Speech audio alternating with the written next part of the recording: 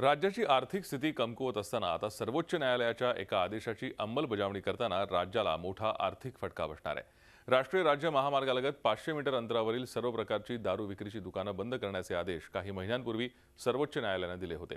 याची अंमलबजावणी 31 मार्चपर्यंत महाराष्ट्रासह सर्व संबंधित राज्यांना करायची आहे। या निर्णयामुळे महामार्गावरील 12,000 मद्य विक्री दुकानं बंद होणार असल्याने राज्याचे 7,000 कोटी रुपयांचे नुकसान होणार आहे।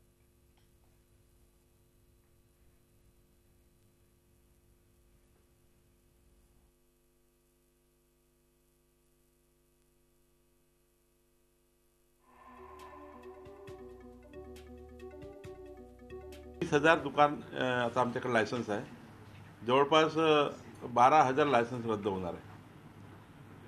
तर रेव्हेन्यूचा विचार केला तर जवळपास 7,000 कोटीचा रेव्हेन्यू लॉस आहे आणि त्यामुळं यातनं सुप्रीम कोर्टाच्या निकालाचं संपूर्ण पालन करायचं आहे। तामिळनाडू गव्हर्नमेंटने काही एक रिव्ह्यू पिटिशन केली आहे, कर्नाटक गव्हर्नमेंटने रिव्ह्यू पिटिशन केली आहे, त्याचाही अभ्यास आम्ही करतो आहे। झी 24 तास रहा एक पाऊल पुढे।